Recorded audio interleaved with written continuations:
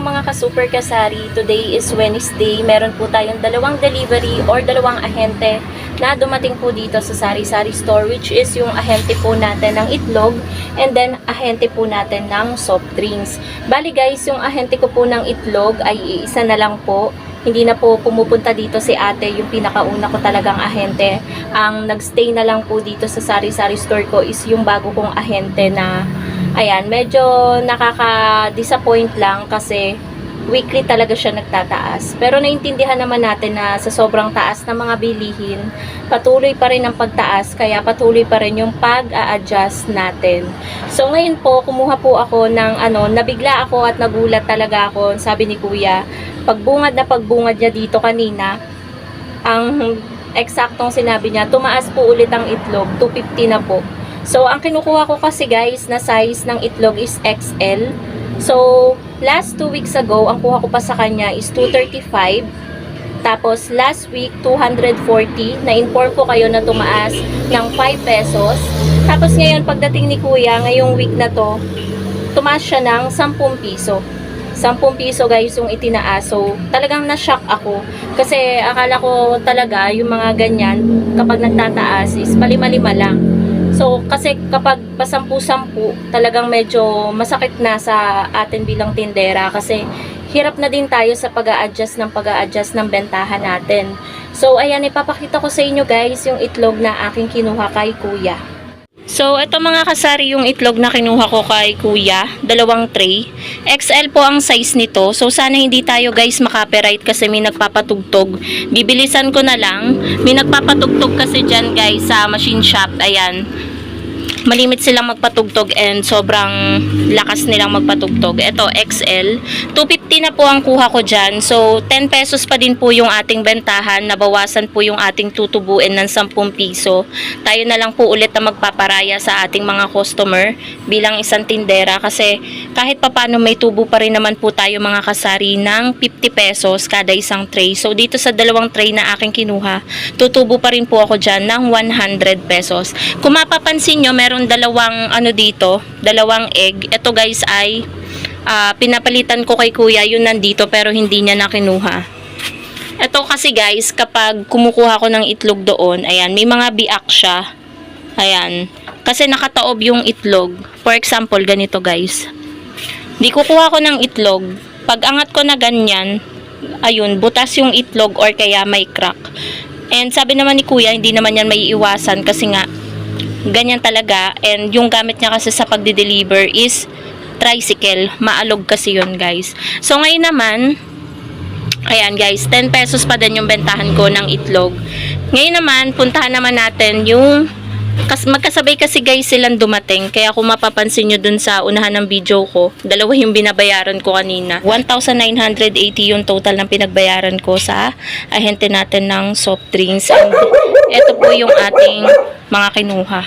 May mga sabit pa ng bra dito. Wait lang guys. Ito guys yung mga soft drinks na aking kinuha kay Kuya. Bali kumuha ko ng isang dosenang 1.5. Bali yan ay siyam na Coke and tatlong Royal 1.5. Hindi ako kumuha ng Sprite dahil meron pa naman sa rep. So, ang puhunan ng 1.5 ay 696 yung isang dosena. Bali, pumapatak po mga kasari ng 58 pesos kada isang 1.5. So, ang bentahan po natin is 70 pesos. 12 pesos po yung ating tubo doon. Sa iba pang tindahan guys, mas malaki pa yung bentahan ng 1.5. Mas mataas pa yung presyo nila, 75 sa kanila pero sa akin 70 lang.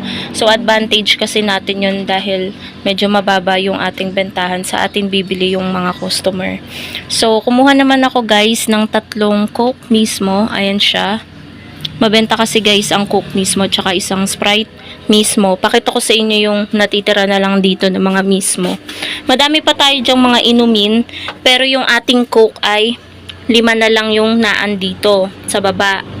Kaya 3 dosena yung aking kinuha. Tapos yung Sprite, mas mabenta kasi ang Sprite kaysa sa Royal. Pero meron pa naman tayo dito isang dosena at meron pa dito sa taas na 2 peraso.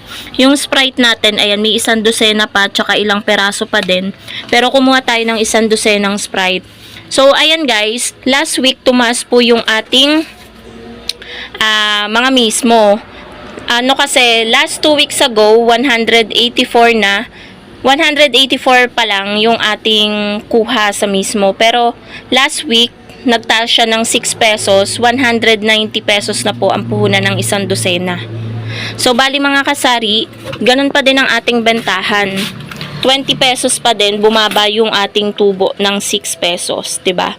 Bilang isang tindera, syempre dapat may concern din tayo sa ating mga customer. Hindi lang tayo basta-basta nag-a-adjust. Kung meron pa naman tinutubo, ay nag-i-stay tayo dun sa ating bentahan. Pero kapag mala-mala na or talagang napakaliit na ng tubo natin, ay doon na tayo napipilitang mag-adjust. So, sa 190 na puhunan, ito na po yung puhunan sa mismo, 15.83. Dati kasi 184, 'di ba? 15.33. So halos 50 cents yung itinaas niya kada isang ano. Pero ang bentahan natin ay hindi po tayo nag-adjust. Remain pa din sa 20 pesos kada isang ano. Bala ko nga magtinda guys nung swakto ba yun, yung maliit talaga na ganyan. Pero hindi ko alam kung magkano na kasi yung bentahan nun. Siguro next week na lang siguro ako kukuha. Tapos kumuha tayo ng 2 case ng kasalo. Ayan siya guys. Isang Coke kasalo at isang Sprite kasalo. Napag-iiwanan talaga guys ang Royal. Sumunod sa Coke, Sprite yung mabenta. So, ang kuha natin guys sa kasalo is 262. Hindi pa rin po nagtataas sa kasalo. At maigi naman at hindi nagtataas. 262 divided by 12, 21.66. Computin natin maigi.